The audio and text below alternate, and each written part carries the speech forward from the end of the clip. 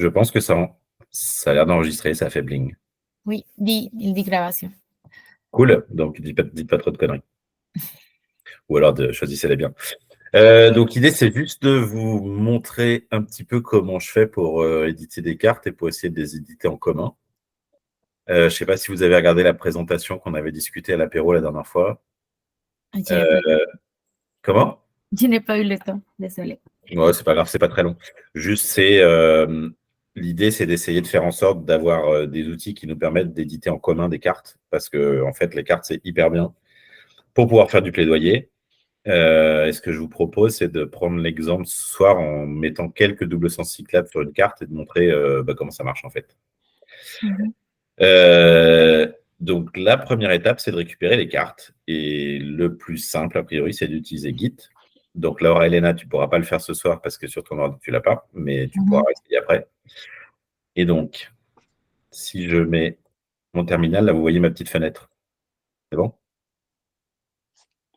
Donc, quand on ouvre Git, c'est ça. Alors, ça, c'est le terminal. Sur Linux et sur Mac, tu peux rentrer des commandes.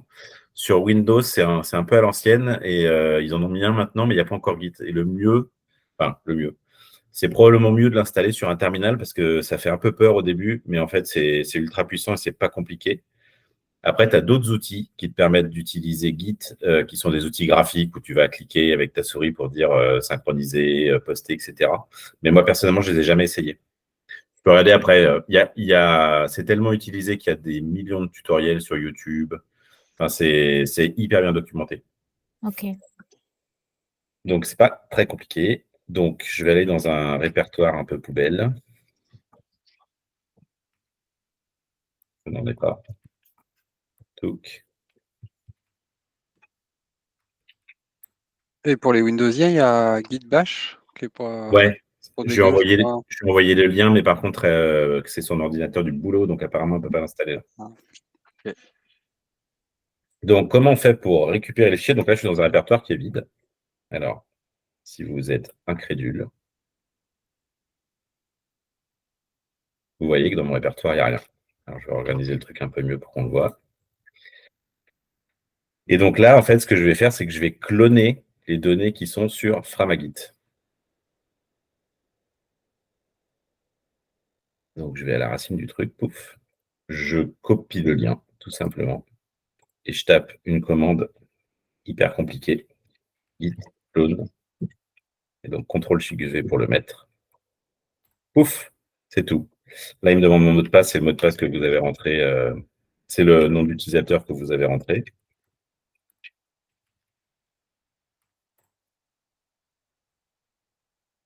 Donc là, c'est tout ce que j'ai fait. Ça a l'air compliqué, mais ça ne l'est vraiment pas. Pardon. Et sous vos yeux ébahis, vous voyez que dans mon répertoire, j'ai récupéré toutes les données que je te montrais tout à l'heure, Laura Elena. Donc ça veut dire que localement sur mon ordi, j'ai toutes les données qui étaient dans Git. Ah, OK. Et ça, je l'ai fait en une commande. Donc c'est. Je vous remets. Donc c'est vraiment. Tu ne peux pas faire plus simple, je pense. Tu n'as pas besoin de télécharger un à un les fichiers. Et donc là, tout ce qui est sur Framagit, qui a été copié en une seule commande sur mon ordi. OK, ben donc le Git, c'est vraiment pour faire ça, pour mettre à jour les fichiers. Ouais, mais si je exactement. si jamais je ne le peux pas installer, je peux le télécharger directement de Framagit. Ouais, tu peux, mais là où ça va être plus compliqué, c'est quand tu vas vouloir poster tes modifications pour que tout le monde y accède. Tu pourras le faire, mais ça sera un petit peu plus galère. Vraiment, si tu as Git sur ton ordi, c'est beaucoup plus facile. OK. C'est possible, mais alors moi, je ne sais pas trop comment ça marche. Je ne suis pas un spécialiste. Il y a Eve, je pense qu'elle connaît un petit peu. Mais moi, je peux regarder après comment ça marche, mais vraiment, la ligne de commande, ça fait peur, mais c'est vraiment hyper puissant. Le plus simple, c'est peut-être d'envoyer à quelqu'un qui sait bien dans un premier temps, envoyer à quelqu'un qui sait bien s'en servir pour qu'on fasse, nous, le commit. Ouais.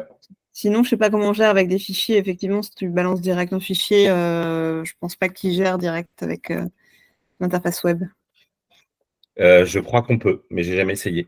Ah ouais, peut-être qu'on peut. Faudrait qu'on regarde. Donc là, on a fait la première étape. Ah, c'est plus partagé.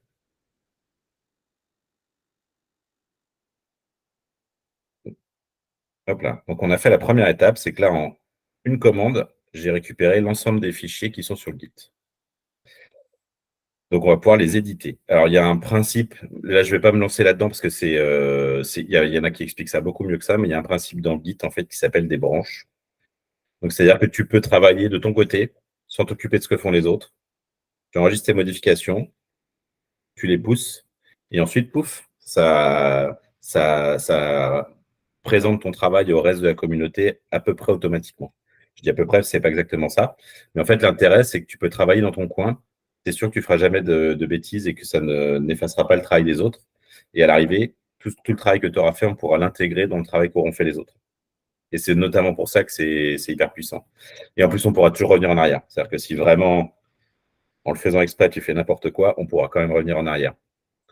Donc, avant de commencer à bricoler dans votre coin, c'est important, c'est de vous mettre sur votre propre branche. Donc là, il y a une autre commande qui s'appelle git checkout -b pour la créer. Et je vais l'appeler test Pierre. Ouf. Et il ne veut pas. Ah, j'ai oublié un git init. Non, c'est ça, Eve? Plop, plop, plop. Bah non, normalement, tu as fait git clone. Pourquoi tu devrais refaire un git Hein? T'es pas en repo git? Ah, mais c'est parce que je suis remonté d'un cran, c'est pour ça. Ah, Désolé. tu me rassures. Voilà, c'est bon. Désolé, c'était une boulette de ma part. Il faut se mettre dans le bon répertoire. Hop. Donc là, j'ai créé une branche et il me dit, vous voyez mon écran ou pas? Oui. Oui. Ok, pardon. Donc là, il me dit, je suis sur la nouvelle branche qui est la branche test Pierre. Donc là, on oublie Git. On est sur sa branche, on peut faire n'importe quoi. Je lance QGIS. Donc je ne sais pas, Samuel et F, si vous avez déjà essayé ou pas. Oui. Moi, non. Attention, F, si tu mets le doigt là-dedans, tu risques de scotcher un peu. Franchement, moi, ça me fait halluciner ce logiciel. C'était quoi? Checkout moins? Git checkout -b pour créer une ok. nouvelle branche et Ouais, tu ça marche. l'appelles test Samuel. Ça Ou marche, tu l'appelles comme tu veux. Test Pierre, c'est le nom que tu l'as donné à ce que tu vas faire maintenant, c'est ça? C'est ça, c'est ma branche à moi. Après, tu peux l'appeler Jean-Michel, tu peux l'appeler comme tu veux. Donc, je reviens sur QGIS. Donc là, c'est un logiciel libre d'édition de cartes qui est ultra puissant, qui est un peu compliqué, mais en fait, il y a vraiment des trucs de base qu'on peut faire simplement. Donc, ce que je vous propose, c'est déjà, pour démarrer, on crée un nouveau projet, tout simple. C'est en haut, là-haut. Tu l'as sur ton ordi, là, Elena? Oui. Donc, en fait, ce que je te conseille de faire, c'est d'aller télécharger, pour faire notre petit test, dans données PES, le fichier des DSC. Ok. Parce qu'on va l'utiliser là. Eh bien, Samuel, vous l'avez lancé, c'est bon? Putain, j'ai trop de fenêtres. Oui. Moi, il télécharge. T'avais pas lu les prérequis. Je n'ai absolument pas lu les prérequis. Donc, on arrive, on a un magnifique écran blanc. Alors moi, je me suis formé un peu sur le tas, hein. Il y a sûrement des manières plus académiques de faire. Mais ce que je fais, c'est que je mets tout de suite un fond de carte. Ouf. Donc, en fait, je vais là sur le côté, dans le browser, c'est toutes les ressources de données auxquelles vous avez accès. Tu peux aussi, avec Web, là, tu as des extensions et tu peux rajouter, avec QuickMake Service, je crois que tu avais vu, tu peux rajouter aussi OpenStreetMap, CartoDB qui est plus n'importe joli. quoi directement dès là. Ouais. Sauf que. Ou n'importe quoi dedans. Voilà. Ouais, mais CartoDB qui est plus joli, en fait, il faut installer un plugin. Donc, Et tu as OSM aussi de en base. dessous, tu peux récupérer voilà. Voilà. Moi, souvent, je les ajoute comme ça, les cartes, mais c'est vrai que Moi, c'est en général, je prends CartoDB Positron parce que je trouve qu'elle est plus facile à lire. Mhm. Parce que là, en fait, on a mis une carte OSM, c'est la même que celle que quand vous allez sur OpenStreetMap, qui est hyper complète, mais qui est trop contrastée pour qu'on voit bien les aménagements. Donc, en fait, je ne sais pas si vous avez vu, j'ai tout simplement fait glisser d'ici, pouf. Et sinon, comme dit Samuel, on peut aussi, une fois qu'on a installé QuickMap Service, aller chercher une autre carte. Donc, moi, je vous mets la Positron, par exemple, parce que je la trouve plus sympa. Et normalement, vous devriez avoir cet écran-là. Vous êtes dessus là? Attends, je suis en train de chercher, parce que je suis déjà organisé là pour pouvoir te regarder en même temps. Oui, pardon. En fait, pour mettre la carte, normalement, c'est... Bon, j'ai déjà un nouveau projet. Ouais. Et après, c'est la carte WC. Alors, sur le côté, en fait, c'est toutes les ressources. Ici, là, dans Browser, c'est toutes les ressources auxquelles tu as accès. Donc, des fichiers qui sont sur ton ADI. Il y a tout un tas de trucs que j'ai jamais essayé. Tu peux te connecter directement à des bases de données même. Et en fait, dans XYZ Tiles, tu as OpenStreetMap. OK.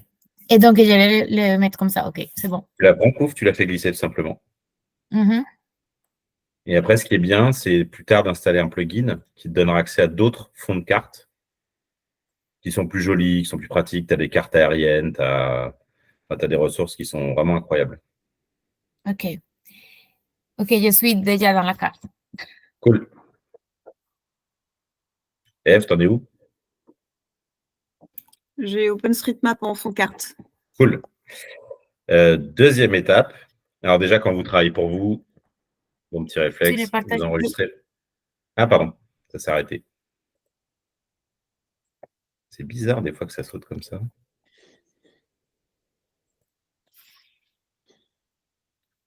Hop là, ça doit être bon là. Oui. Magnifique mise en abîme. Donc, petit réflexe, enregistrer votre projet. Et donc là, ce que vous enregistrez, c'est le projet QGIS, ce n'est pas les données que vous allez mettre dedans. Donc, je sauvegarde rapidement. Je vais le mettre.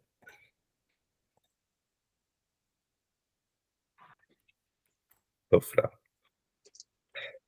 L'avantage que ça a, c'est un peu léger, mais en fait, c'est que ça crée un petit répertoire qui s'appelle Project Home. Si vous le mettez au même endroit, vous avez directement les données que vous avez dans le Git qui s'affichent sur le côté. Ce qui est pratique.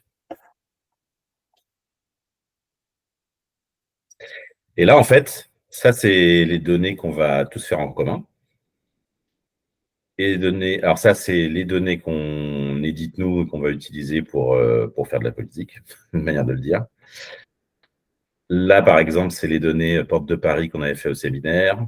Là, j'ai les données priorité de fin de mandat qu'on avait fait au séminaire, si vous vous souvenez.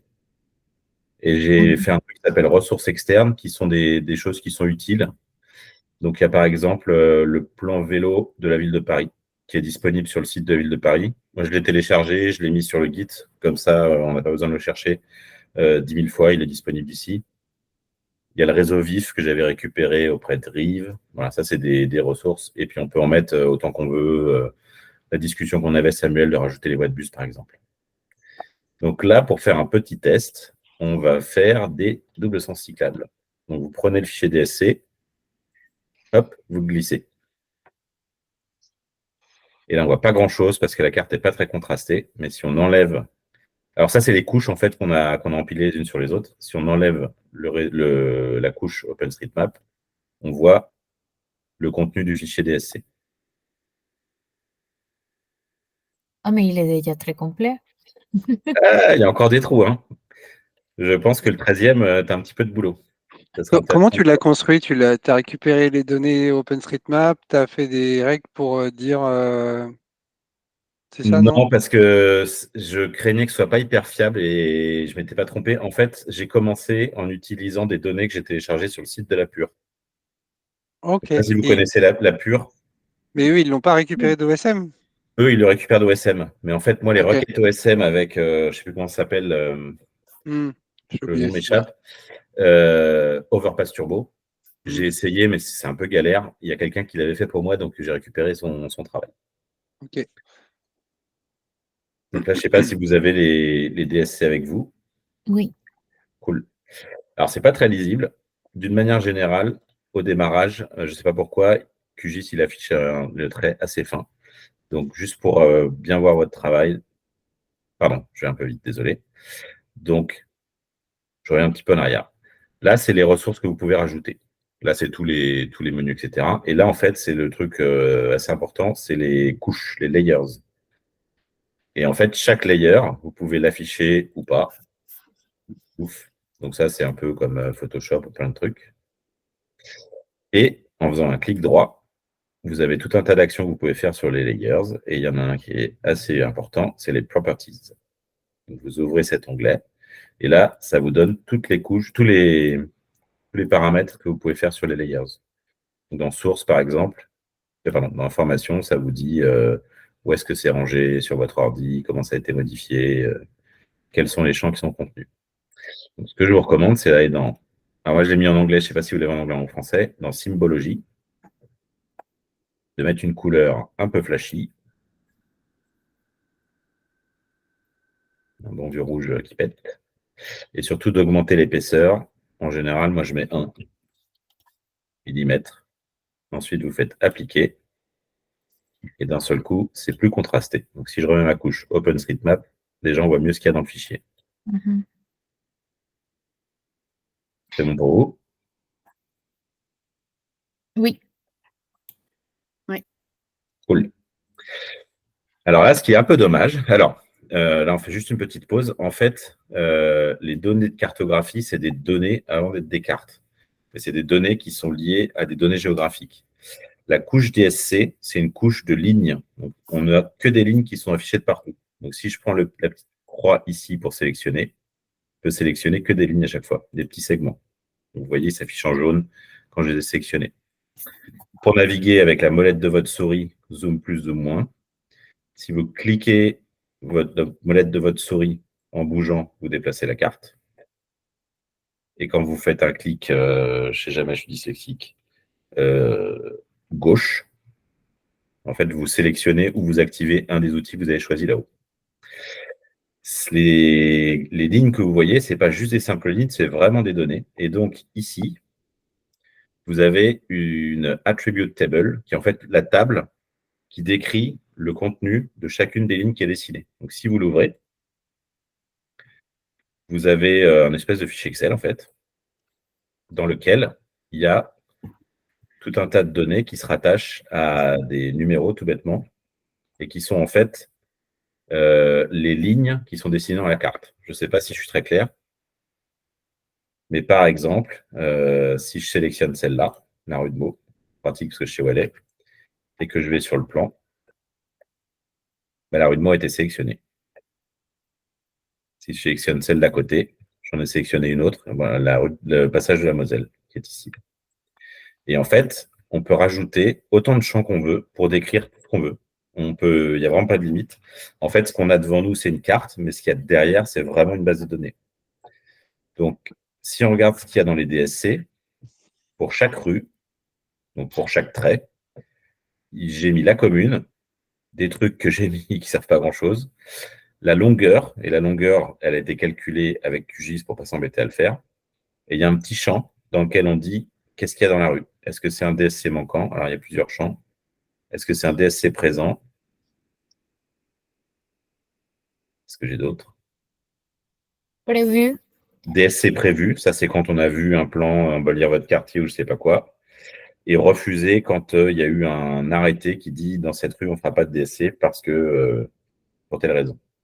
Et donc en fait, le but du jeu, c'est de prendre la carte et déjà pour le rendre plus facile à lire, d'afficher en fonction, avec une couleur différente, selon que le DSC est existant, manquant, prévu ou refusé. Donc en fait, vous retournez dans les propriétés et dans symbologie, plutôt que d'avoir un truc tout simple pour tout, là, il y a tout un tas de possibilités qui s'ouvrent avec le menu qui est là-haut. Donc on peut faire en fonction d'une règle, de dire si la rue fait plus de 200 mètres, affiche-la de telle couleur, si elle fait entre 200 et 800 mètres, affiche-la de telle autre couleur. Bon, ça c'est vraiment en fonction de ce qu'on veut faire. Là, on est sur un cas assez simple, donc je vous propose de faire categorized. Et en fait, il va créer une légende en fonction des catégories qu'on trouve dans une des colonnes du tableau. Donc là, la colonne qui nous intéresse, c'est statut DSC. Et là, on lui dit tout simplement classify. Et là, il a créé tout seul une légende pour chaque type de valeur possible dans la colonne statut DSC. Si je fais apply, Alors, j'enlève le fond OpenStreetMap. Là, vous voyez qu'en fait, il les a classifiés différemment. Mhm. Je ne sais pas si vous avez fait ça en même temps ou si vous écoutiez. Oui, c'est bon. C'est bizarre qu'il sort une catégorie sans nom et qui n'existe pas en fait. Alors, je ne sais pas pourquoi, mais par défaut, il fait toujours une catégorie sans nom parce que des fois, il n'arrive pas à classer les données. C'est pas très gênant. Ok. Maintenant, ce qu'on va faire, c'est que les couleurs, elles sont pas hyper sympas comme ça, je trouve. Donc, ah oui, pardon. Là, vous avez une petite flèche qui vous permet de dérouler. Et en fait, vous voyez que vous pouvez sélectionner, désélectionner une catégorie selon ce que vous voulez.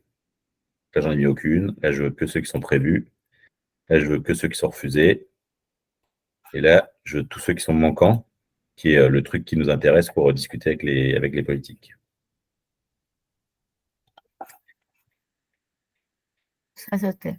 Ah, ça s'enlève régulièrement tout seul. Désolé, je remets.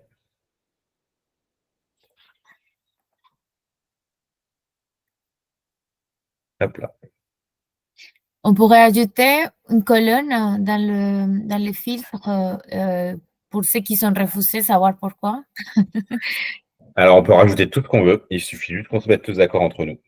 C'est ça qui est bien. Quand ils sont refusés, moi, j'ai pas bien compris et c'est un point qu'il faudrait clarifier peut-être dans le canal questions juridiques.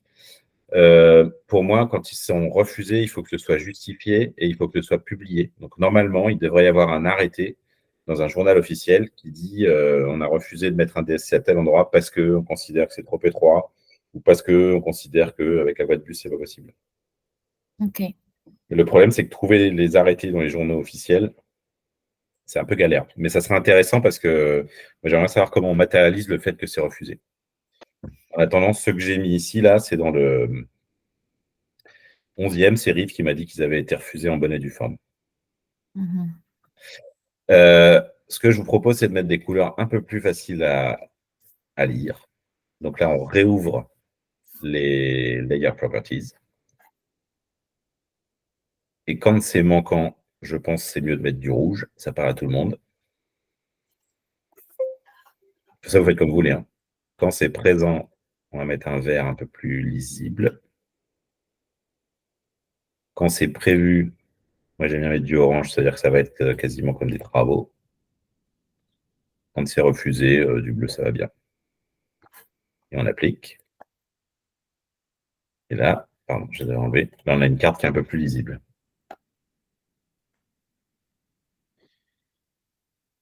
Alors, je vais mettre le fond de carte Positron. Vous n'allez pas pouvoir le faire tant que vous n'avez pas installé le plugin. Donc, Samuel, tu devrais pouvoir le faire, toi, du coup, celui-là. C'est juste parce que c'est plus facile à lire. Et vraiment, entre ce fond de carte-là et ce fond de carte-là, on a plus de visibilité que celui-là, je trouve. Ça, c'est une question de goût.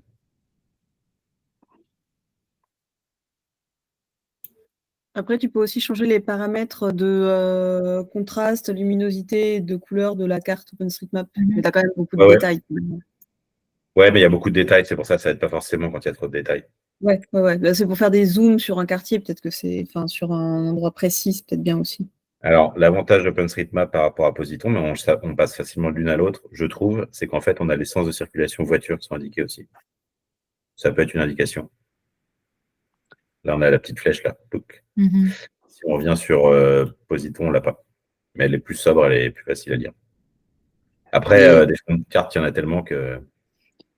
Et là, j'en reviens aux données sources. Ouais. En fait, ce qui serait intéressant, c'est de voir comment ça a été construit au départ. Parce qu'en fait, on a une potentialité de DSC partout, on a des doubles sens et l'utilisateur n'a pas dit qu'il y avait un double sens cyclable. Enfin, il y a un sens unique avec pas de double sens cyclable. Ouais. Et enfin, sur Bagnolet, il y a des trucs qui ont été mis typiquement. Je sais que c'est des données que j'ai renseignées avec Street Complete.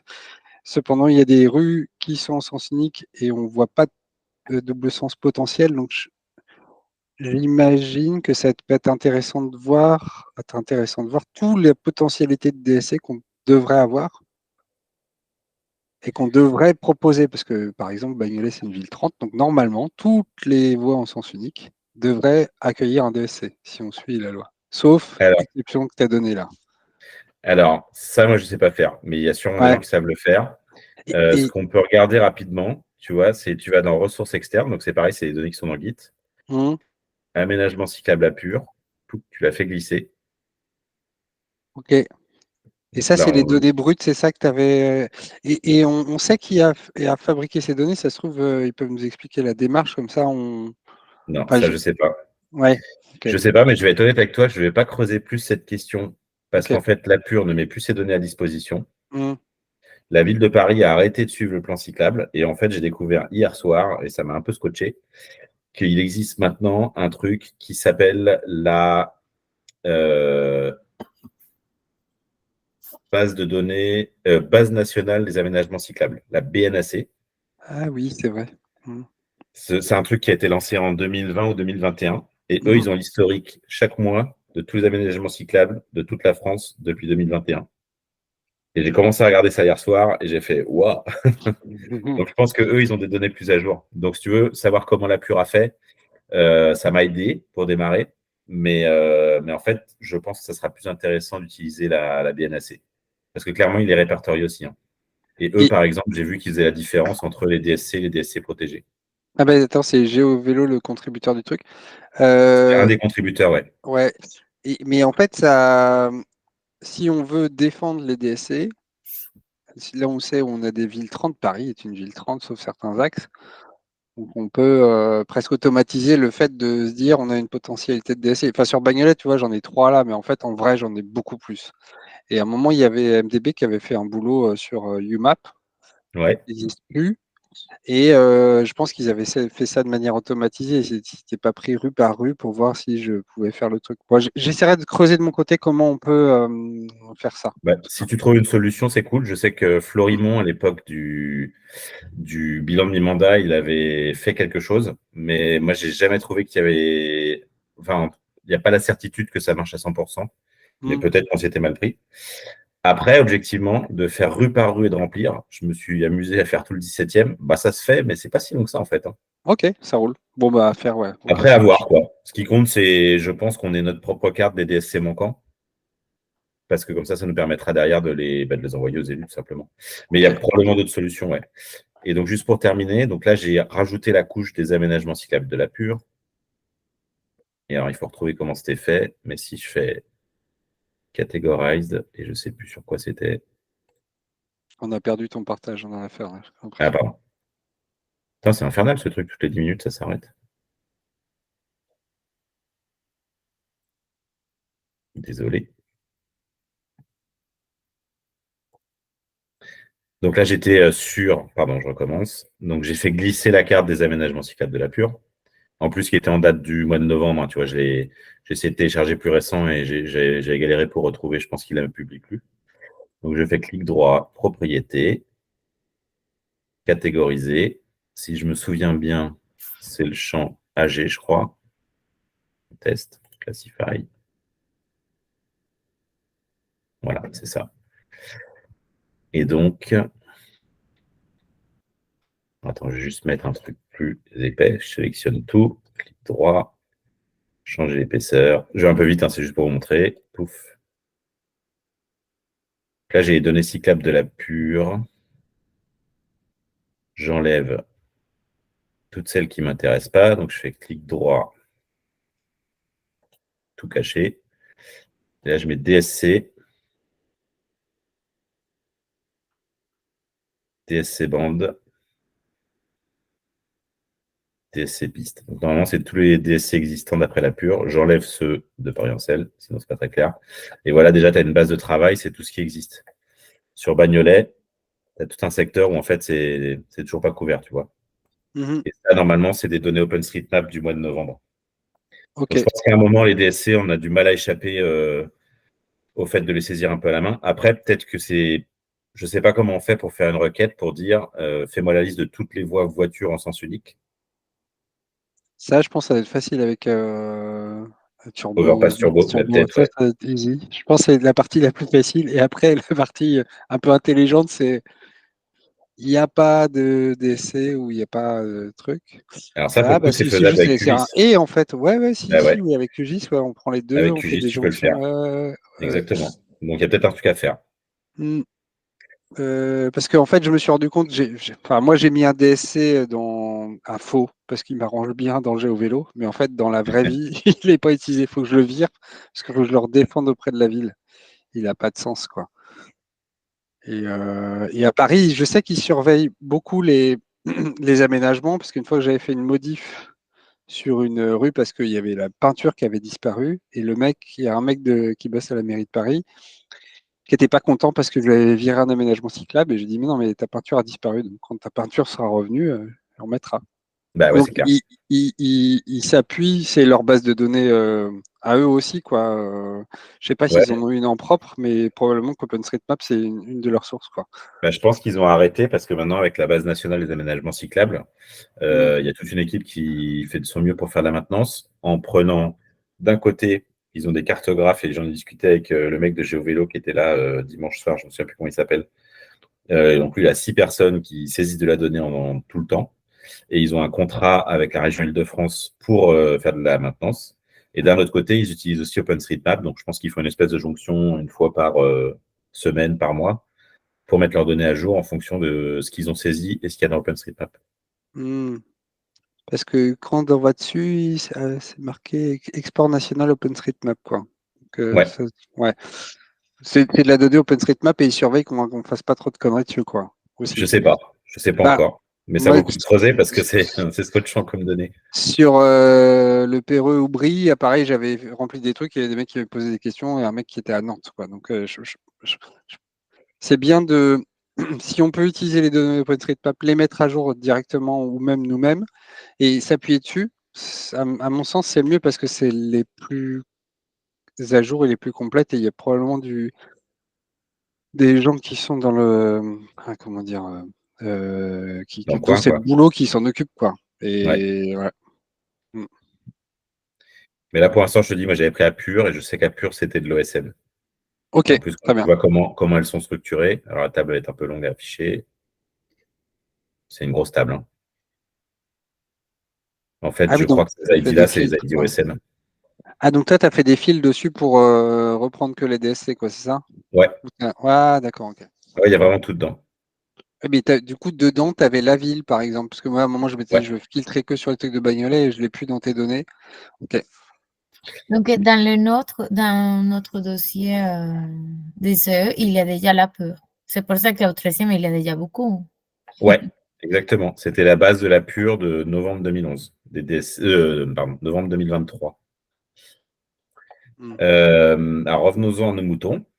Un autre truc qui peut être utile, c'est de mettre les frontières des zones géographiques.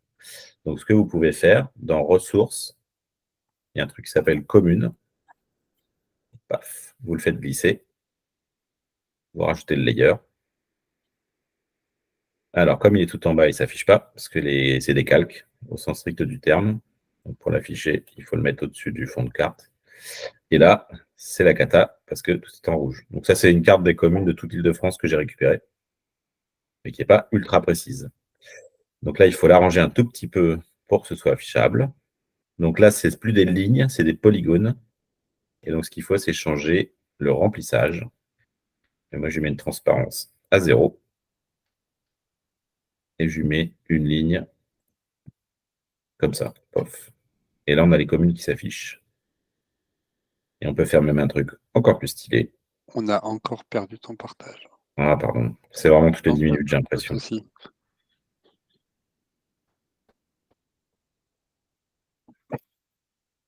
Et donc, un truc encore plus stylé. On va faire un truc catégorisé selon la colonne. Est-ce qu'il y a Paris en selle dedans ou pas? Classifié. On garde que ce qui est vrai. Par contre, on va changer le symbole parce que sinon, on va encore rien voir. Là, pardon. Donc, je mets pas de couleur de fond. Transparence à 0. Une ligne un peu plus épaisse. Et là, on a les communes où il y a Paris en selle. Avec parfois des contours un peu approximatifs. Tu vois, sur Bagnolet, Tu as quelques petits détails qui ne sont pas complètement à jour. Ça vaut le coup aussi de les éditer au fur et à mesure. Là, pour l'instant, les arrondissements où j'ai fait les DSC, bon, évidemment, il y a le 19e, j'ai fait des contours assez propres en suivant une de OpenStreetMap. Mais bon, là, c'est pas Tu sujet. t'embêtes pas, en fait, tu as des données IGN sur les contours des villes, tu peux récupérer. Je pourrais te retrouver ça. Qui sont en GeoJSON aussi? Oui. Ouais, tu peux trouver ce que tu veux. En fait, j'avais fait une formation QGIS et donc je dois pouvoir te retrouver où j'avais ça. J'ai ça Si dans tu un as ça, fichier. c'est nickel. Si tu as ça, c'est nickel. On remplacera du coup sur le guide et on aura ça qui sera déjà tout fait. Ouais. Donc, revenons-en à nos moutons. On va prendre, allez, Bagnolet, par exemple. Donc là, ce qu'on va vouloir faire, c'est modifier notre couche paréncelle et rajouter des DSC qui manquent. Donc déjà, on sélectionne. Donc en fait, là, on a plusieurs trucs qui sont affichés, mais on travaille en même temps. Pardon. On ne peut travailler que sur une seule couche en même temps. Donc là, on se met sur la couche DSC, comme ça, on travaille sur la couche DSC. Et pour pouvoir faire des éditions dessus, il faut activer l'édition. Et ça, c'est le petit crayon que vous avez là-haut. Donc, quand vous cliquez dessus, pouf, il y a un petit crayon qui est apparu. Et là, vous pouvez modifier. Donc, allons par exemple sur Bagnolet. Alors, est-ce qu'il y en a une là, évidente, où on n'a pas de DSC, alors qu'on devrait en avoir un? La rue Sadi Carnot, elle est en sens unique, en fait. Alors, Sadi Carnot, C'est en haut à gauche de ton truc, là. Tout ouais. en haut à gauche. Voilà. Celle-là, elle est en sens unique de bout en bout et il n'y a pas de DSC dessus. Ah, Saligo. Ah bah, Donc, on va la rajouter. Donc, une fois qu'on a activé l'édition de la couche, on se met sur Add Line Feature. Et là, on dessine tout simplement. Donc, je vais me mettre au début. On peut zoomer en même temps. Là, c'est quand même plus pratique, je trouve, qu'un truc en ligne. Parce que les outils d'édition, ils sont vraiment bien fichus, quoi. Là, j'essaie de suivre le contour assez proprement.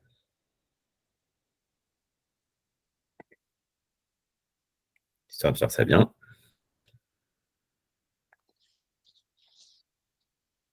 J'ai téléchargé, bon, j'ai la couche de cadastre des communes de Paris de UVD.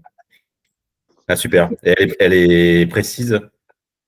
Je suis en train de la comparer avec la tienne. D'accord. Attends, je vais te dire. Parce que moi, je suis allé sur le ministère de l'Intérieur, j'étais un peu déçu. Hein. Je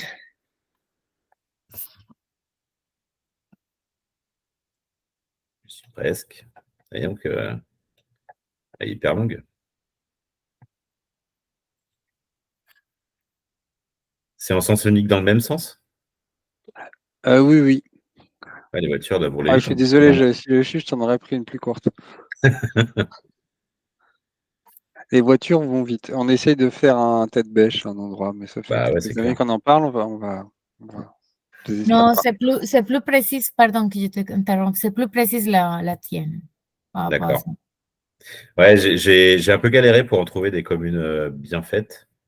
Mais après, il y a peut-être aussi un extract OpenStreetMap possible. On est toujours à.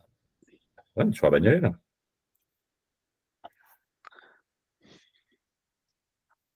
Ah, il a du mal à mettre à jour. Il me dit juste qu'il n'a pas assez de ressources réseau parce que je suis en train d'enregistrer en même temps. Je vais m'arrêter là jusqu'à l'avenue Stalingrad et on pourra la continuer après. Donc là, j'ai dessiné la rue. Une belle rue, hein. Ah bah non, on est presque au bout. Je vais aller au bout quand même.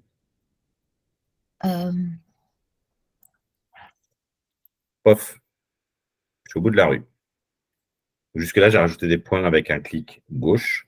Une fois que j'ai terminé, je fais un clic droit.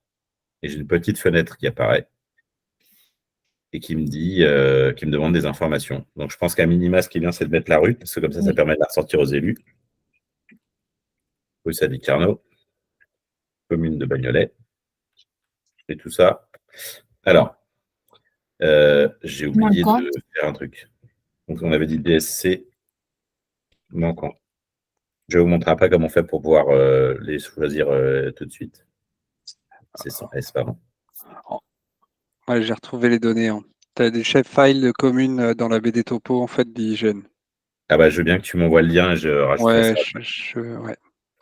Donc j'essaie de me souvenir comment ça marche et je te redis ça. Cool, merci. Donc là, j'ai rentré le minimum d'informations. J'ai même pas mis la longueur parce que je ne saurais pas la calculer de tête, mais QGIS peut le faire pour nous. Et là, je fais OK. Pof. Et donc, il m'a rajouté un magnifique DSC manquant dans Bagnolet, qui fait ouais, une bonne moitié, la vache. Donc là, j'arrête d'éditer, parce qu'on va On dire n'a que je pas n'avais qu'à l'écran. rentrer. Ah, pardon. C'est relou ce truc.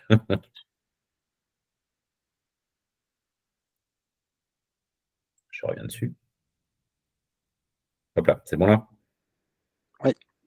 Donc, vous voyez cette magnifique balafre rouge au travers de Bagnolet, qui n'est pas empruntable par les cyclistes. Ça changerait pas mal la donne en plus. Oh, t'inquiète, ils le font sans. Bah ouais, mais c'est un peu dommage, quoi. Bah, c'est pas. Oui. Ouais, ils le font et ils le font même de manière bizarre, pour être tout à fait franc. Il y a en fait une bande cyclable qui est dans le sens de la circulation. Ah Et ouais, justement. en fait, les gens prennent la bande cyclable qui est sur la gauche quand ils redescendent sur leur gauche quand ils redescendent la rue. Ce qui donne lieu à des trucs un peu scabreux. Tu m'étonnes. Donc là, j'en ai rentré un. On pourra en rentrer d'autres, mais bon, ça prend un petit peu de temps, donc on ne va pas le faire, c'est pas l'objet. On va dire que j'ai fini mes modifications. Donc j'enlève le petit crayon, ça évite de faire des bêtises.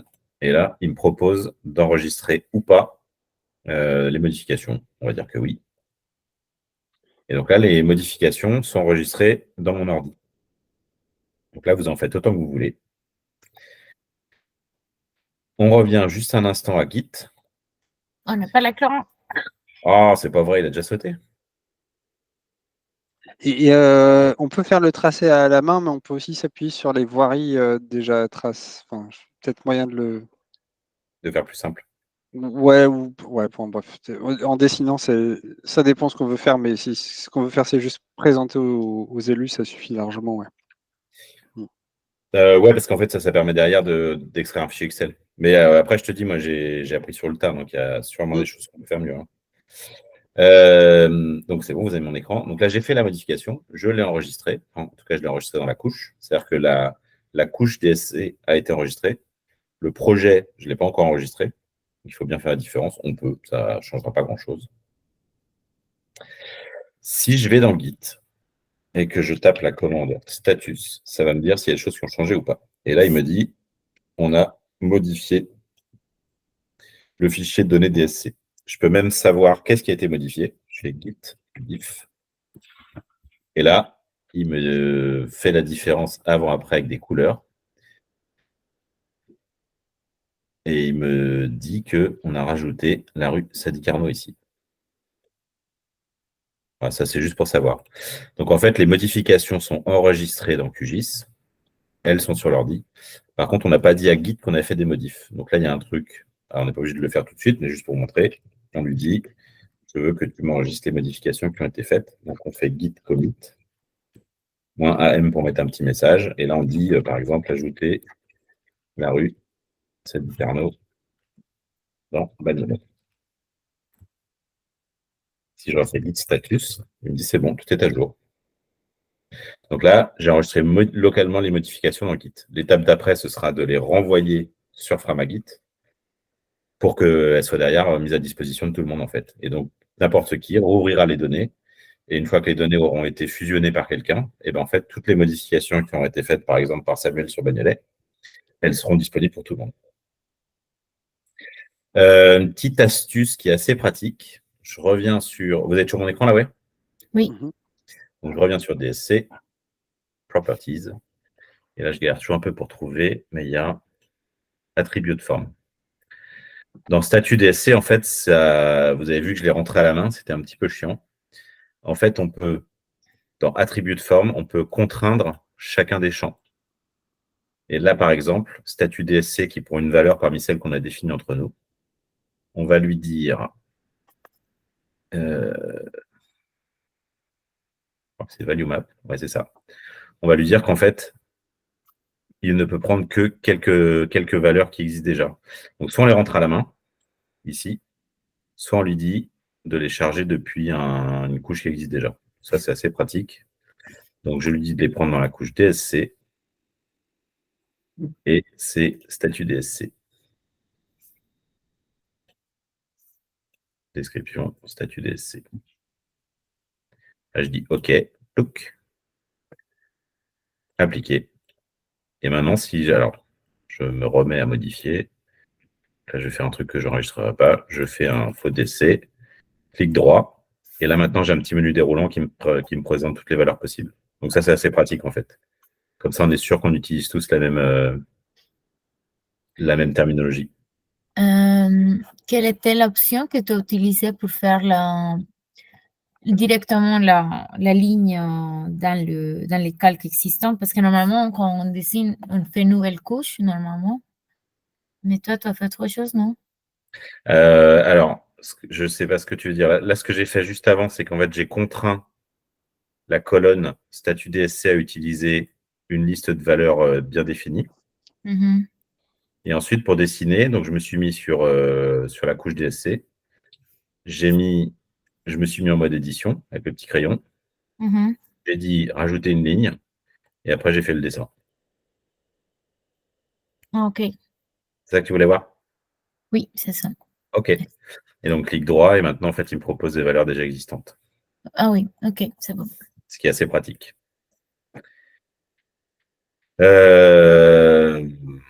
Bah voilà, ça me paraît un bon début, non? Peut-être montrer derrière comment on fait pour pousser les données. Donc ça va te permettre, Laure Alena, de voir l'intérêt de Git, parce que je pense que Samuel et moi, F, je suis sûr que tu connais. Parce que je viens de faire quelque chose pour voir si ça fonctionne. En fait, comme j'avais le truc de cadastre de la baie des topos de Paris, je l'ai téléversé dans les ressources externes. Et je ne sais pas ce que j'ai fait, mais je vais voir ça. Alors, je ne sais pas ce que ça fait. Est-ce que ça crée une branche toute seule? Là, normalement, vous voyez toujours mon écran. Oui. Si je vais dans Ressources externes. alors, code, repository, ressources externes.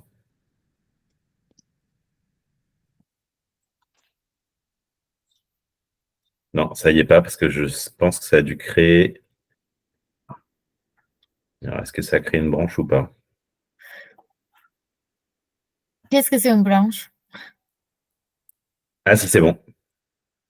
Tu as téléversé un nouveau fichier. Et tu l'as mis. Alors, comment je sais sur quelle branche tu l'as mis? Alors là, je suis pas assez spécialiste. Bah, apparemment, tu l'as mis sur la branche principale. Alors, attends, je vais te montrer après ce que c'est une branche. On ne voit pas ton écran. Oh là là, putain, c'est pénible ce truc. Désolé. Il n'y a qu'une seule branche? Bah oui, parce que pour l'instant, je le faisais tout seul. Ah Mais oui. quand on le fait à plusieurs, il y aura autant de branches que de projets d'utilisateurs. Alors, peut-être que ça fait un commit tout seul. Je ne sais pas. Et les merges, ils se démerdent tout seul, Git, ou va falloir qu'on gère à la main? Parce que, Non, faut qu'on les gère à la main, en fait. Tu lui dis de merger. Et Ouais. s'il n'y a pas de conflit, ça le fait tout seul. S'il y a des conflits, il faut les arbitrer. Si tu vas Ok. en haut, il faut changer là. Ouais, Ah, voilà. Donc, ça a créé automatiquement ta branche à toi. Ça a créé tout seul ta branche. OK. Mais Donc, ça si voulait je dire vais... quoi? Alors, si je vais... Donc là, je me mets sur la branche principale, qui est la branche à laquelle tout le monde a accès, que je vais dans ressources externes. Il y a tout ça. Si je vais sur ta branche, il y a cadastre qui a été rajouté. OK. Mais donc, ça voulait dire que seulement, ça peut servir seulement pour quand ce sont des fichiers un peu en brouillon. Non, non, ça veut dire qu'en fait, quand on va repousser des modifications, il va falloir, ça va proposer. Donc, ça va proposer de faire ce qu'on appelle une merge request, où il va dire, il y a quelqu'un qui a proposé une modification, en l'occurrence, c'est toi. Et du coup, tu crées ce que sur Git, ils appellent une merge request, c'est-à-dire que tu vas dire, est-ce que vous pouvez, s'il vous plaît, intégrer les modifications que je vous propose? Ah, OK. Et ça rentrerait dans la branche main principale. Exactement. Et donc, pour ça, il faut que je le valide. Alors, le seul petit commentaire que je vais faire, c'est que je ne vais pas la valider comme ça. Juste pour une simple raison, c'est qu'en fait, tu l'as mis... Ah mince. Tu En l'as mis au ressources format... externes. Ouais, non, mais tu l'as mis en format compressé. Et je pense, quand c'est compressé, on ne peut pas le voir. Ouais, c'est ça. Ah oui, Donc, ok. mais c'est pas grave, je le ferai, je la décompresserai et je la remettrai au format compressé. Et ensuite, je la mergerai. Et donc, quand tu démarreras ton dépôt Git avec la commande qu'on avait posée tout à l'heure, qui était git clone, non, enfin, tu fais une fois git clone et tu auras tous les fichiers. Et les fois d'après, quand tu voudras te mettre à jour, que tu feras un git pull, tu auras automatiquement aussi les fichiers qui auront été rajoutés. Ok. Donc, à la fin, comme tu dis, c'est toi le seul qui a travaillé, mais finalement, il va y avoir qu'une seule branche parce que Non. tout va être en Ah oui. fait. Je vais te montrer, regarde. Donc là, je viens de travailler sur l'ambitieux plan de double sens cyclable de Bagnolet. Je vais proposer une modification. J'ai une commande qui s'appelle git push. Et là, il me dit 1, parce que je n'ai pas enregistré l'origine. Donc la première fois, il faut tout taper. Off.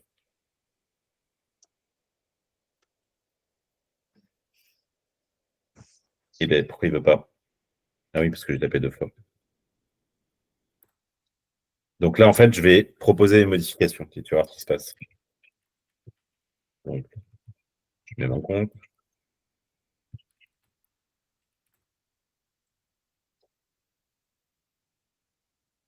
Je reviens dans Git.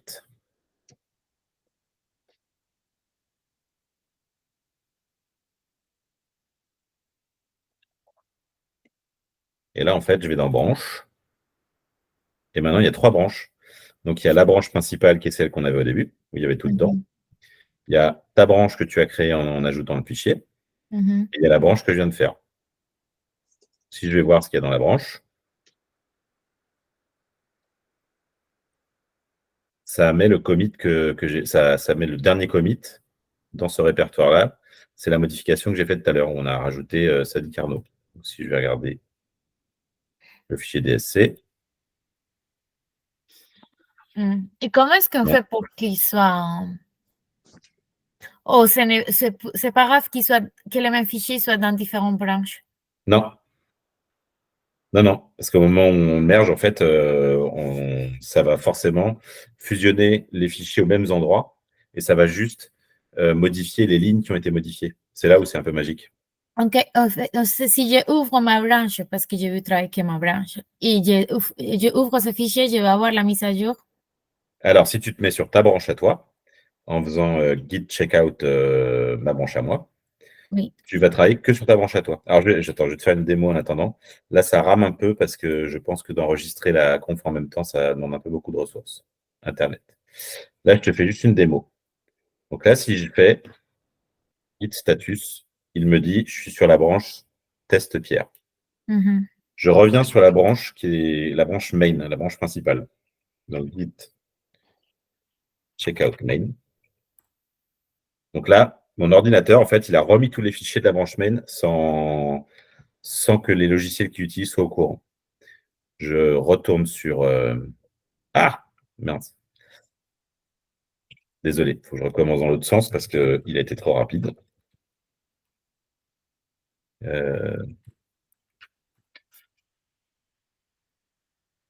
Donc là, je suis sur la branche que j'ai modifiée, avec mes modifications à moi. Vous voyez l'écran ou pas? Non, il vient de sauter. Désolé.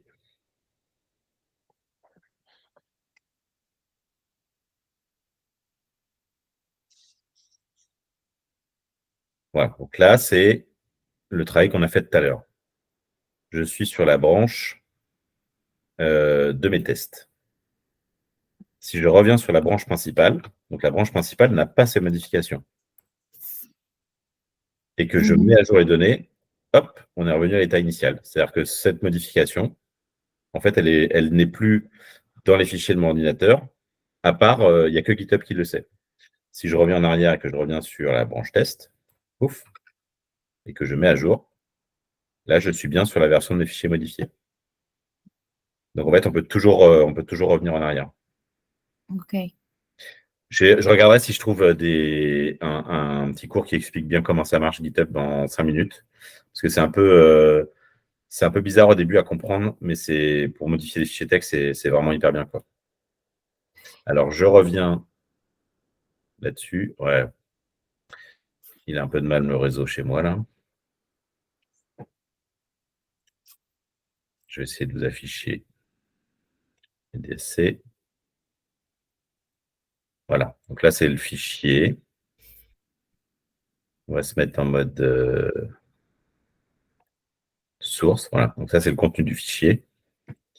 Normalement, je dois pouvoir... Ah non, c'est pas là que je voulais aller, pardon. Je vais dans les commits qui sont les modifications. Voilà. Et là, en fait, donc en ligne, disponible pour tout le monde, dans la branche que j'ai créée devant vous, qui était la branche test Pierre, je vois les modifications que j'ai faites. Donc on voit que dans le fichier DSC, où il y a 6536 lignes, ben, il y en a une 6537e qui a été rajoutée et qui est la rue Sadi Carnot de Bagnolet, où c'est un DSC manquant. Et en fait, quand on va voir les commits, on peut voir toutes les modifications qui ont été faites. Bon, j'en ai fait quelques-unes.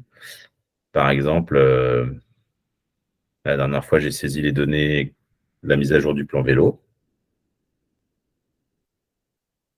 Et en fait, là, on voit tout ce qui a été changé. Donc, il y a la rue d'Alsace Est, Cybelle Santé, qui était provisoire et qui est passée en pas d'aménagement.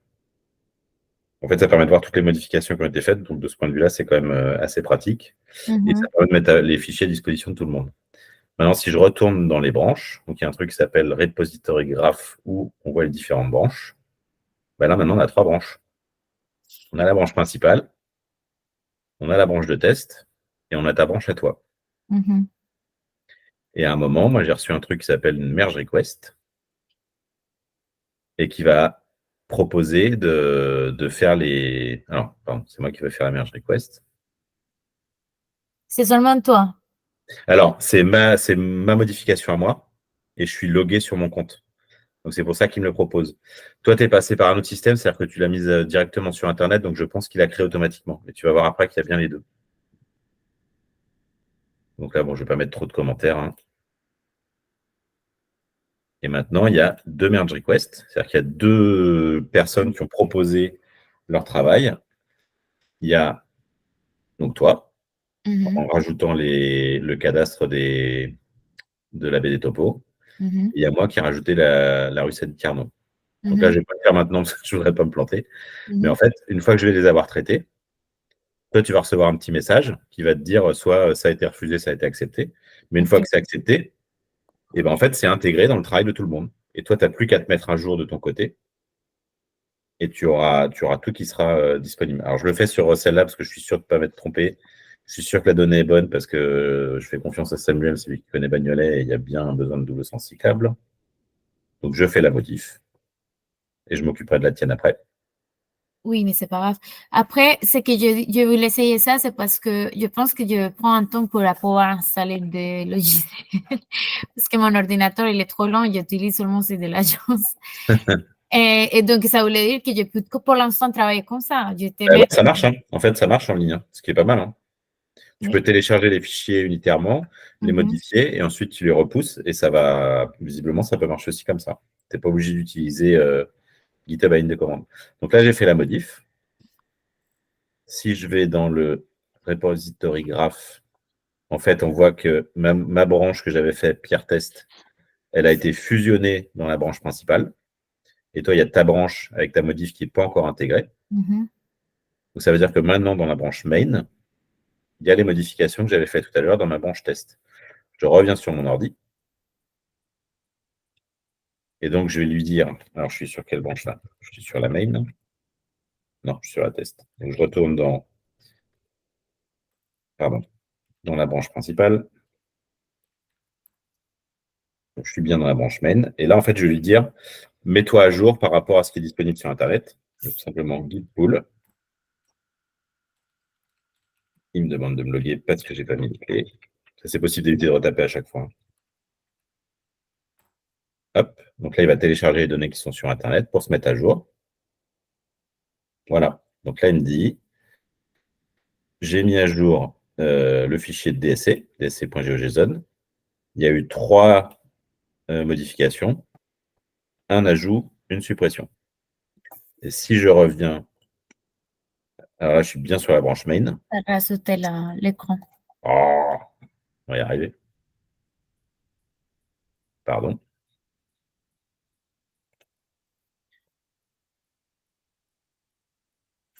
Hop là. Donc, vous aviez vu là que donc, Git, une fois que j'ai fait un pull, c'est-à-dire que je lui ai demandé de se mettre à jour, il m'a fait la liste des modifications qui ont été téléchargées. Si je reviens sur... donc là, je suis bien sur la branche main. Si je reviens sur QGIS, la modification de la rue Sadi Carnot de Bagnolet, et ben en fait, maintenant, elle est à disposition.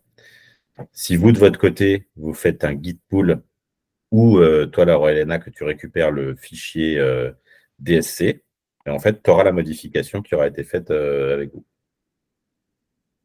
Et donc, comme ça, Ok. on travaille, le principe, c'est que chacun travaille sur sa branche, on fait ses petites éditions, on pousse ces éditions, elles sont fusionnées, et ensuite, elles seront disponibles pour tout le monde. Et petit à petit, on peut faire la carte des DSC de tout le territoire de Paris-en-Selle. Alors, un dernier truc peut-être à vous montrer. Qu'est-ce qu'on en fait de ce fichier? C'est bien gentil, mais si on n'en fait rien, ça ne sert pas à grand-chose. En fait, avec QGIS, on peut extraire les données dans tout un tas de formats. Donc, on peut faire GeoPackage, SRI, AutoCAD, FlatGeoBuf, GeoConcept, enfin bref, il y a tout. Ce qui marche bien avec les élus, c'est un bon vieux fichier Excel. Donc, on choisit Excel. On lui dit où est-ce qu'on veut le mettre.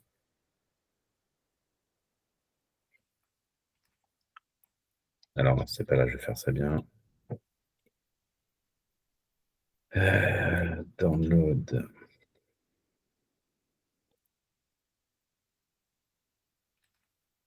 Hop, donc je lui dis où est-ce que je veux mettre mon fichier Excel. Là, je vais prendre tout le territoire, mais on peut aussi faire une sélection uniquement pour une zone. Je décoche Add Save File to Map parce que sinon il va automatiquement me rajouter dans les couches, ça ne m'intéresse pas. Les élus n'ont peut-être pas besoin d'avoir la longueur, pas besoin d'avoir ça. Et la commune, c'est toujours intéressant. Et je fais OK. Et là, je retourne dans mon répertoire. Il m'a créé un fichier Excel dans lequel j'ai tous les DSC. Donc ça, vous le filtrez.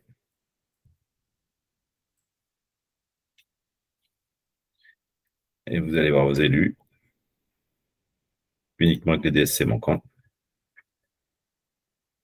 Et puis ensuite, vous leur demandez de vous engager et de se positionner sur tous les DSC, c'est simple. Oui. Dans le 13e, en plus, il est vachement souple, ton maire, c'est bien connu. Non, mais ici, il y a beaucoup de décès déjà, en fait. Il manque, mais en fait, on n'a pas de pistes cyclables, mais on a beaucoup de contrefaçons cyclables. Ouais. Donc, mais tu vois, le 17e, il y a beaucoup de rouge. Hein. En plus, ce que j'aime bien dans cette carte, c'est que c'est assez visuel et on voit bien les clivages entre les endroits, quoi. Tu vois, Asnières, il y en a beaucoup. Saint-Ouen, il n'y en a pas beaucoup. Mais alors après, il en manque dans notre base de données. Mais l'idée, c'est une fois qu'on a un peu tout, ça va permettre de voir quels sont les territoires qui se développent bien et ceux qui se développent moins bien. Quoi. Ouais, parce que je pense que la carte, elle liste OpenStreetMap ceux qui existent déjà. Oui. Enfin, l'export, il dit ceux qui existent déjà. Quoi. Enfin, j'en reviens à la discussion du début. Quoi. Ouais. Et ce qui manque, c'est ceux qui manquent. Et nous, on a besoin de faire la liste de ceux qui manquent. Donc, à un moment, de toute façon, il faudra qu'on arrive avec un fichier Excel qu'on peut envoyer à un élu. Après, quelle est la bonne manière pour les avoir? Alors ça... mais ce qu'on veut, c'est le nom de la rue, quoi. Le nom de la rue, le code postal ou le nom de la commune, quoi. Ouais.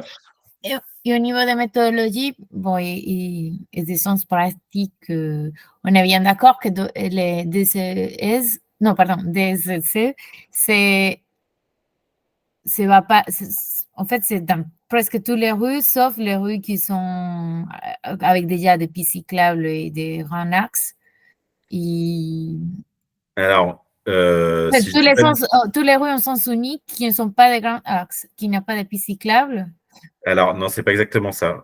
Si je veux pas dire de bêtises, parce que c'est toujours un peu ambigu, il faut que ce soit dans une zone 30. Oui, ça oui. Donc, en l'occurrence, Paris est presque une zone 30, sauf que la manière dont la RT a été posée est un peu différente d'une zone 30 normale. mais bon, Bagnolet, c'est le cas. C'est de plus en plus le cas quand même. Il faut 2 qu'elles soient en sens unique. Parce que si elle n'est pas en sens unique, ben, en fait, tu peux faire du vélo dans les deux sens. De fait, c'est un DSC. Et il me semble que c'est tout. Donc, c'est sens unique, zone 30. Et évidemment, pas d'aménagement cyclable, parce que si c'est déjà cyclable dans les deux sens, il n'y a pas besoin d'avoir un DSC. C'est tout. J'ai regardé un petit peu, parce que j'ai essayé de creuser ce sujet. J'ai vu des jurisprudences où il y a des villes qui ont refusé d'en mettre en disant ici, c'est pas possible parce qu'il y a une voie de bus. Et en fait, il y a des tribunaux administratifs qui ont cassé la suppression du DSC. Ils ont dit non, non, un bus, c'est pas suffisant. Donc, je pense que derrière, il y a du cas par cas qui est un peu ambigu, comme souvent dans le droit français. Et peut-être que à force, il y aura suffisamment de jurisprudence pour clarifier exactement quand une rue peut ne pas être en DSC, quand est-ce qu'elle est forcément DSC. Mais parce qu'ils ont été attaqués par Ouais. quelqu'un. Par une asso, je pense. Ouais, ok, ça roule. J'imagine. Donc, j'ai regardé un peu, j'ai vu qu'il y a quelques jurisprudences de communes qui ont dû faire marche arrière. En fait, elles ne peuvent pas refuser un DSC sans bonne raison.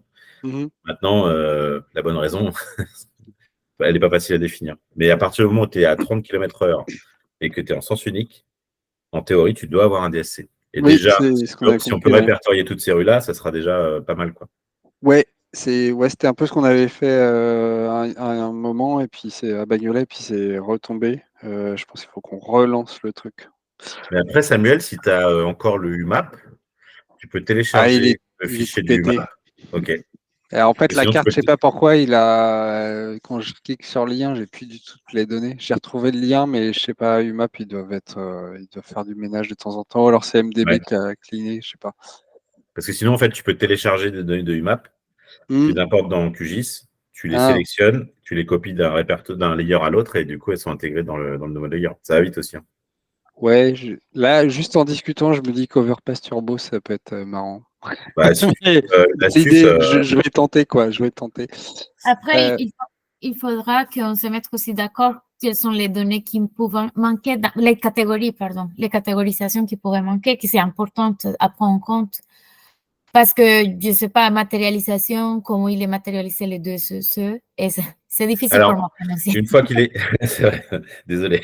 Alors, une fois qu'il est validé, pour être matérialisé, il y a signalisation, je me plante une fois sur deux, horizontale, c'est-à-dire qu'il doit y avoir un marquage au sol, et signalisation verticale, il faut un panneau avec marqué « sauf vélo ».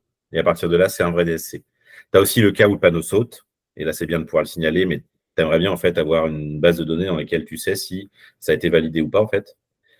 Et après, tu as la différence, et ça serait bien de le faire la différence qu'on a eu ce débat avec Rive la semaine dernière, entre les DSC et les DSC protégés. Ça, c'est par exemple, moi je donnais l'exemple de la rue de Château-Landon, il y a la rue Riveval dans le 13e, il y en a quelques-unes où en fait, c'est un peu difficile de faire la différence entre une piste cyclable à contresens et un DSC. Mais la bonne chose, c'est peut-être de dire, en fait, c'est un DSC, un DSC protégé. Et hier, j'ai regardé la notice de la base de données cyclable. Je ne me souviens plus de son nom. Et en fait, il y a une notice assez précise qui te dit comment est-ce qu'ils considèrent chacun des cas. Il y a aussi OpenStreetMap qui a une notice qui est quand même plutôt bien fichue, mais je n'ai pas vu la notion de protégé ou pas protégé. Donc, je pense que ça serait peut-être pas mal de faire la différence entre DSC présent et DSC protégé présent. Oui, ça c'est bien. On l'a vu là avec la POUR. Dans la base de données de la POUR, il y a cette différenciation. Ouais, mais je pense que c'est parce qu'elle vient d'OpenStreetMap. Hein. Protégé, c'est quand on dit piste ou bande, quoi. Il y a une bordure, il n'y a pas de bordure, c'est ça que vous dites, des potelets oui, c'est ça. Avec une bordure. Parce que là, clairement, dans OpenStreetMap, c'est différent. Du coup, dans la base nationale cyclable, la BNAC, base nationale des aménagements cyclables, ils font la différence entre les deux. La PUR, ils font la différence entre les deux. Après, c'est des débats sans fin. Hein. Je veux dire, il y a tellement de manières différentes de les catégoriser. Mais en fait, on s'en fiche, nous. Le but, c'est que enfin, je sais pas, je vais donner mon avis. Ce qu'on souhaite, c'est que les vélos ils puissent aller prendre même les sens interdits, qu'on leur facilite le trajet, quoi. Donc là où il y a un sens unique pour les voitures, et ben, il faut qu'on puisse, surtout là où il y a des zones 30, pouvoir aller dans les deux sens et faciliter les trajets. Alors, j'irai même plus loin que ça. À partir du moment où tu es dans une zone 30, je crois que la commune, elle a 2 ans pour tout mettre en DSC. Hein. Eh ben, Bagnolet devrait, je pense que j'ai demandé l'arrêter une zone 30, mais je vais fêter les 2 ans dans pas longtemps, et voilà. Il y a une notion de délai, mais il me semble que c'est 2 ans, mais ça, c'est pareil, c'est le droit, ça se vérifie, quoi. Ouais, Est-ce que après, tu- entre la réalité et comment on attaque la ville, ou à quel moment on leur met la pression. C'est un bon moyen de pression de dire 2 ans, au bout de 2 ans, t'as pas fait et t'as intérêt à le faire, quoi. Ça, je retiens l'argument. Je le note. Très bien. Est-ce que tu pourras partager dans les ressources externes la base de données Ouais, nationale? ouais, tout à fait. Alors, ce qu'on peut faire aussi, comme Git, c'est fait pour modifier du texte, alors je vais repartager mon écran, il faut me dire si ça a sauté. Dans le repo, si on va voir le contenu des fichiers, donc je vous ai montré les données, en fait, ce qui est un peu le cœur du truc. Il y a aussi, et ça c'est un truc qui se fait, et si je ne fais pas bien, elle va me taper dessus, un README. Et en fait, dans le README, il y a des informations. Et là-dedans, j'avais mis un truc, si je ne dis pas de bêtises, ressources. Et non, je ne l'ai pas mis. Ce que je vais faire, c'est que je vais rajouter des liens utiles, en fait. Ah, ok. Et C'est comme mieux. ça, vous l'aurez là-dedans. Et quand vous le chercherez, vous le trouverez systématiquement. Je te pointerai où c'est, Laura Elena, si tu veux. Si tu as du mal à le retrouver parce que tu n'as pas trop l'habitude de ça. Mais en fait, je pense que le mieux, c'est de rajouter un point ressources là-dedans. Et puis de mettre le lien vers la base Oui, nationale des oui. aménagements cyclables. Mais ouais, j'ai découvert ça. J'en ai entendu parler il y a quelques temps, j'avais encore jamais creusé. Je l'ai téléchargé hier et j'ai un peu halluciné sur tout le contenu et tout ce qu'on peut faire avec ce truc-là. Comme c'est historisé, en plus, on va pouvoir faire des petites animations ou je sais pas quoi. Très bien. Bon, c'est très bien. Donc là, on a parlé des DSC, mais après, il n'y a pas de limite, hein. Moi, j'avais commencé un truc sur les M12. Je pensais qu'on pouvait faire aussi une carte des itinéraires malins, des ratruns. Parce que comme ça permettra de voir ceux qui existent encore, ceux qui disparaissent. On pourrait parler aussi de Carrefour. Ouais, carte des carrefours dangereux. Les M12, je ne sais plus si j'ai dit, mais tous les M12 manquants. Parce que les M12, quand il n'y a pas le panneau, on ne sait pas si c'est qu'il n'a jamais été mis ou si c'est qu'il a disparu. Mais on en a parlé à l'apéro, il y a Eve qui avait fait un petit script pour pouvoir faire la liste des passages piétons qui ne sont pas protégés selon la loi l'homme. Donc les 5 mètres de co-visibilité pour le passage piéton. Ah oui, ça c'est partout. Le truc, c'est qu'il y a une échéance légale le 31 décembre 2026 dans toute la France. Et Hidalgo à Paris, elle s'est engagée à la mise en conformité avant la fin de son mandat. Donc à un moment, si on peut faire une carte de tous ceux qui ne sont pas conformes, c'est pas mal. Et ce qu'on peut gagner en face, c'est 1 ou 2 arceaux vélos, enfin, rangées d'arceaux vélos de chaque côté du passage piéton. Ils sont sur le Git, les trucs loi l'homme? Non, je te les ai pas mis, justement, je t'ai envoyé un petit message, mais tu l'as peut-être pas vu. Je les ai pas mis parce que je suis pas sûr d'avoir le dernier fichier. Mais si tu veux le mettre, c'est avec plaisir, au contraire. Hein. Ça marche. En fait, mets-les, s'il te plaît. Ouais, je vais faire ça. Merci. Vous avez fait à la main, pareil, hein, parce que moi j'avais fait un tour dans Bagnolet, j'avais fait un overpass turbo de tous les Passage piéton. Ouais, j'avais pas fait passage piéton, j'avais fait tous les tous les arceaux et je m'étais rendu compte que la ville justement renseignait les trucs dans OpenStreetMap. Mais c'est vrai que c'est pas con de mettre et les passages piétons et les trucs et identifier ceux qui manquent, quoi. Alors, leur faire une liste de tous ceux qui sont non conformes. Hein. J'avais lu un article il y a 3-4 mois où en fait il disait que c'était bien embêté avec la loi l'homme. Alors souvent les législateurs ils ont des bonnes idées, mais derrière ceux qui les mettent en place quand c'est les collectivités territoriales manquent un peu de moyens.